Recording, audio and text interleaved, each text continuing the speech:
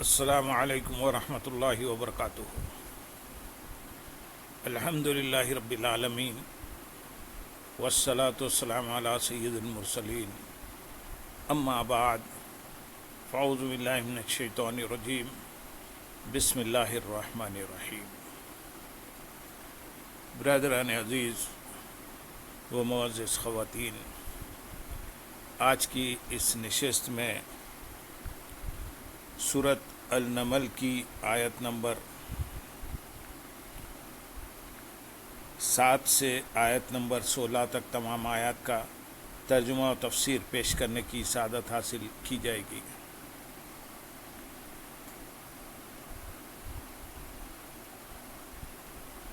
إذ قال موسى لأهله إني آنست نارا سآتيكم منها بخبر أو آتيكم بشهاب قبس لعلكم تصطلون فلما جاءها نودي أن بورك من في النار ومن حولها وسبحان الله رب العالمين يا موسى إنه أنا الله العزيز الحكيم إلا من ظلم ثم بدل حسنا بعد سوء فإني غفور رحيم وألق عصاك فلما رآها تهتز كأنها جان ولا مدبرا ولم يعقب يا موسى لا تخف إني لا يخاف لدي المرسلون وأدخل يدك في جيبك تخرج بيضاء من غير سوء في 9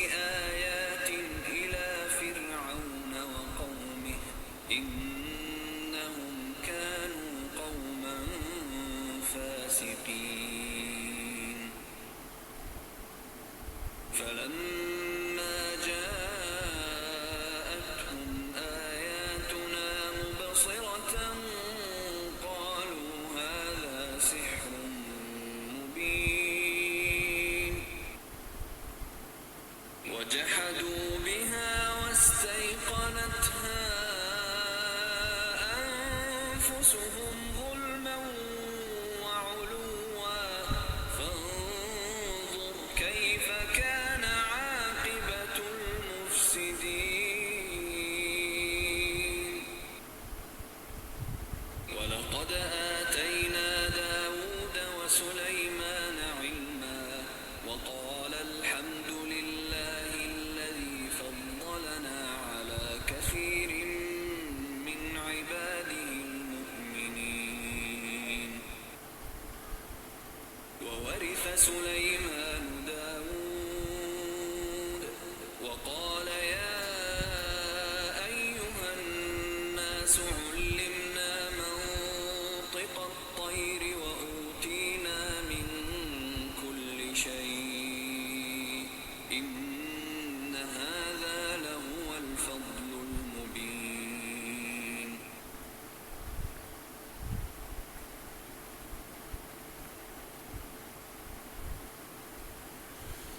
یاد کرو جب موسیٰ نے اپنی گھر والی سے کہا میں نے ایک آگ دیکھی ہے تو میں جاتا ہوں اور عنقریب میں تمہارے پاس اس کی خبر لاتا ہوں، یا کوئی چمکتی ہوئی چنگاری لاؤں گا تاکہ تم گرمی حاصل کرو۔ پھر موسیٰ آگ کے پاس آئے تو انہیں ندا کی گئی کہ اس موسیٰ کو جو اس آگ کی جلوہ گاہ میں ہے اور جو اس آگ کے آس پاس فرشتے ہیں انہیں برکت دی گئی، اور اللہ پاک ہے جو سارے جہانوں کا رب ہے۔ اے موسیٰ، بات یہ ہے کہ میں ہی اللہ ہوں جو عزت والا حکمت والا ہے، اور اپنا عصا زمین پر ڈال دو۔ تو جب آپ نے اسے لہراتے ہوئے دیکھا کہ گویا سانپ ہے تو پیٹ پھیر کر چلے اور مڑ کر نہ دیکھا۔ ہم نے فرمایا، اے موسیٰ، ڈرو نہیں، بے شک میری بارگاہ میں رسول ڈرتے نہیں، لیکن جس شخص نے کوئی زیادتی کی پھر برائی کے بعد اپنے عمل کو نیکی سے بدل دیا تو بے شک میں بخشنے والا مہربان ہوں۔ اور اپنا ہاتھ اپنے گریبان میں ڈالو تو وہ بغیر کسی عیب کے سفید چمکتا ہوا نکلے گا۔ یہ بھی فرعون اور اس کی قوم کی طرف 9 نشانیوں میں سے ہے، بے شک وہ فرعونی نافرمان لوگ تھے۔ جب موسیٰ نے اپنی گھر والی سے کہا، یہاں سے حضرت موسیٰ علیہ السلام کا ایک واقعہ بیان فرمایا جا رہا ہے، چنانچہ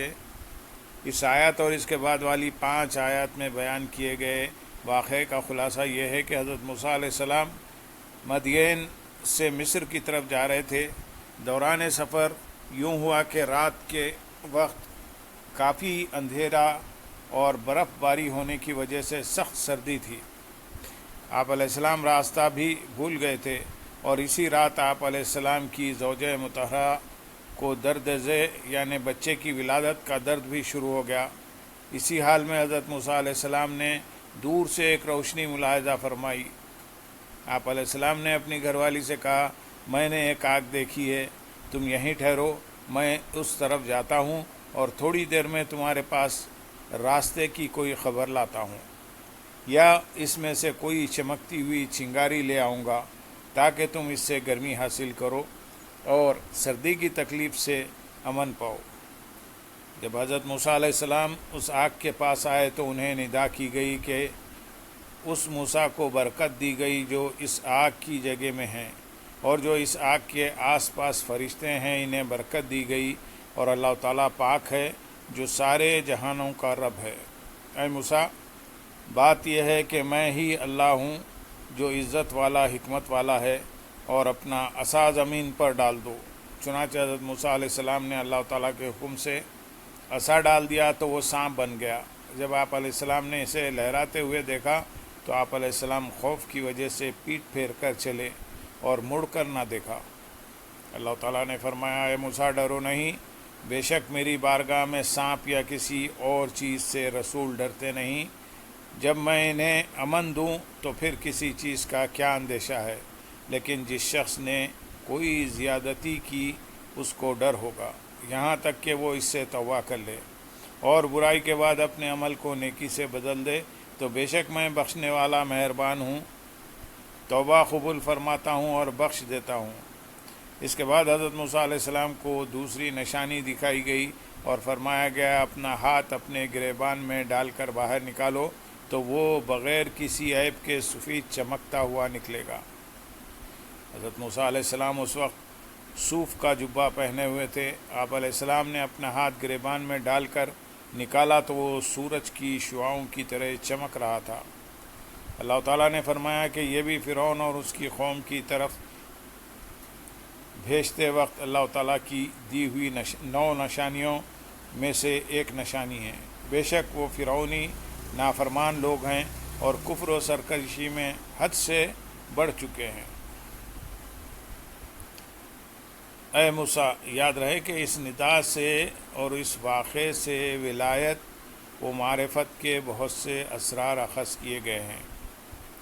9 نشانیوں میں سے حضرت عبداللہ بن عباس رضی اللہ تعالیٰ عنہ نے فرمایا کہ حضرت موسیٰ علیہ السلام کو جو 9 نشانیاں عطا کی گئیں وہ یہ ہیں: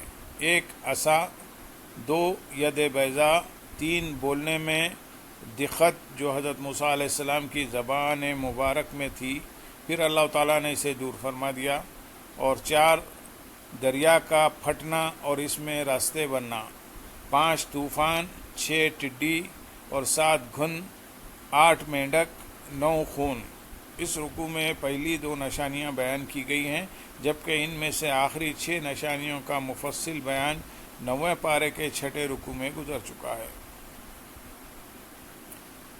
آیت نمبر 13 اور 14 میں ارشاد ہے، پھر جب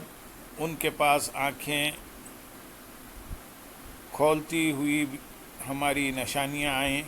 تو وہ کہنے لگے،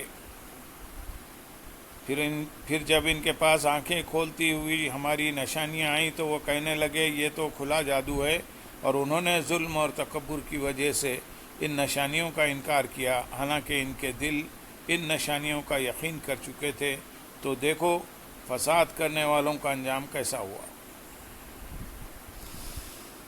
اس آیت اور اس کے بعد والی آیت کا خلاصہ یہ ہے کہ جب فرعونیوں کے پاس آنکھیں کھول دینے والی اللہ تعالیٰ کی نشانیاں یوں آئیں کہ حضرت موسیٰ علیہ السلام نے فرعونیوں کے پاس تشریف لا کر ان نشانیوں کو ظاہر فرمایا تو وہ کہنے لگے، ہم جو دیکھ رہے ہیں یہ تو کھلا جادو ہے۔ انہوں نے صرف ظلم اور تکبر کی وجہ سے ان معجزات کا انکار کیا، حالانکہ ان کے دل و دماغ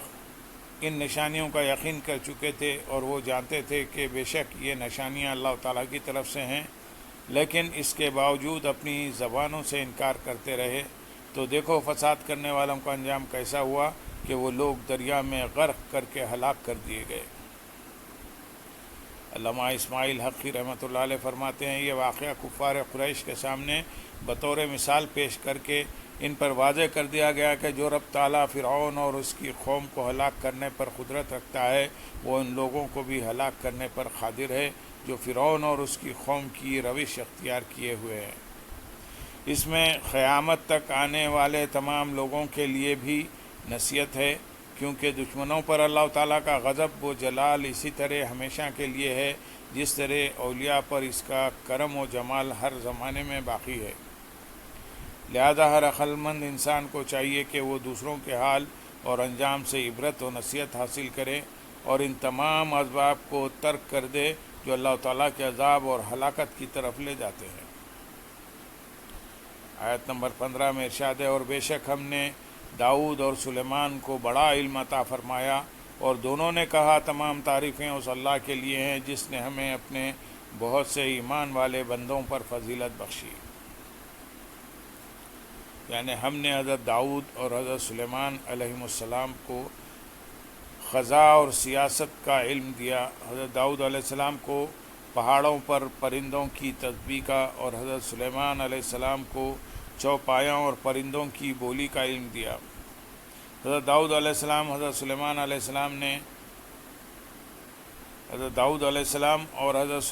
السلام نے اس کا شکر ادا کرتے ہوئے کہا، تمام تعریفیں اس اللہ تعالیٰ کے لیے ہیں جس نے ہمیں نبوت و ملک عطا فرما کر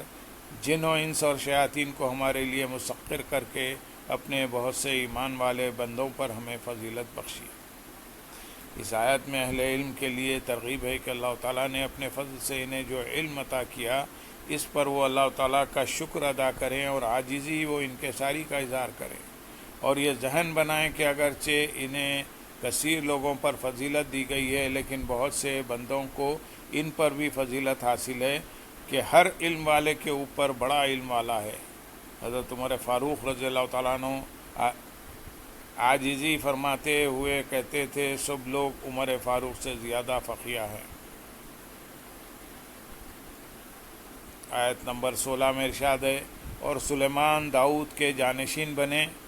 اور فرمایا، اے لوگوں ہمیں پرندوں کی بولی سکھائی گئی ہے اور ہر چیز میں سے ہم کو عطا ہوا، بے شک یہی اللہ کا کھلا فضل ہے۔ یہاں آیت میں نبوت، علم اور ملک میں جانشینی مراد ہے، مال کی وراثت مراد نہیں۔ چنانچہ ابو محمد حسین بن مسعود بغوی رحمۃ اللہ علیہ لکھتے ہیں، حضرت داؤد علیہ السلام کی اولاد میں سے صرف حضرت سلیمان علیہ السلام ان کی نبوت، علم اور ان کے ملک کے وارث بنے۔ حضرت سلیمان علیہ السلام کو حضرت داؤد علیہ السلام کا ملک عطا ہوا اور مزید انہیں ہواؤں اور جنات کی تسخیر بھی عطا کی گئی۔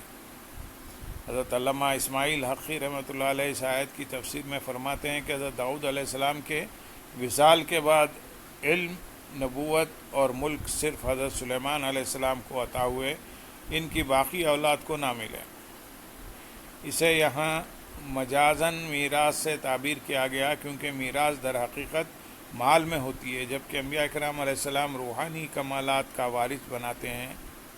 ان کے نزدیک مال کی کوئی حیثیت نہیں ہوتی۔ ابو عبداللہ محمد بن احمد خرطبی رحمۃ اللہ علیہ لکھتے ہیں، حضرت داؤد علیہ السلام کے 19 بیٹے تھے، ان میں سے صرف حضرت سلیمان علیہ السلام حضرت داؤد علیہ السلام کی نبوت اور ملک کے وارث ہوئے۔ اگر یہاں مال کی وراثت مراد ہوتی تو حضرت داؤد علیہ السلام کے سب بیٹے اس میں برابر کے شریک ہوتے۔ سر دست یہاں 3 معتبر تفاسیر کے حوالے سے لکھا گیا، جبکہ ان کے علاوہ تفسیر طبری، تفسیر بیضاوی، تفسیر ابو سعود، تفسیر کبیر، تفسیر البحر المحیط اور تفسیر جلالین وغیرہ میں بھی یہی لکھا ہے کہ حضرت سلیمان علیہ السلام حضرت داؤد علیہ السلام کے علم، نبوت اور ملک کے وارث ہوئے، لہذا اس آیت کو اس بات کی دلیل نہیں بنایا جا سکتا کہ نبی علیہ السلام کی اولاد نبی علیہ السلام کے مال کی وارث بنتی ہے۔ اس کی مزید صراحت ان احادیث پاک میں موجود ہے، چنانچہ حضرت ابو درداء رضی اللہ تعالیٰ عنہ سے روایت ہے، نبی کریم صلی اللہ علیہ وسلم نے ارشاد فرمایا، انبیاء اکرام علیہ السلام نے کسی کو دینار و درہم کا وارث نہ بنایا، بلکہ انہوں نے صرف علم کا وارث بنایا، تو جس نے علم اختیار کیا اس نے پورا حصہ لیا۔ یعنی حضرت سلیمان علیہ السلام نے لوگوں سے فرمایا، اے لوگو، ہمیں پرندوں کی بولی سکھائی گئی ہے اور دنیا و آخرت کی بکثرت نعمتیں ہمیں عطا کی گئی ہیں، بے شک یہی اللہ تعالیٰ کا کھلا فضل ہے۔ مروی ہے کہ حضرت سلیمان علیہ السلام کو اللہ تعالیٰ نے زمین کے مشرقوں اور مغربوں کی مملکت عطا فرمائی، 40 سال آپ علیہ السلام اس کے مالک رہے، پھر پوری دنیا کی مملکت عطا فرمائی، جن و انس، شیطان، پرندے، چوپائے، درندے، سب آپ علیہ السلام کی حکومت تھی، اور ہر ایک شے کی زبان آپ علیہ السلام کو عطا فرمائی، اور آپ علیہ السلام کے زمانے میں عجیب و غریب صنعتیں ایجاد ہوئی۔ اللہم صلی علی سیدنا محمد وعلی آل سیدنا محمد وبارک وسلم، وآخر دعوانا ان الحمد للہ رب العالمین۔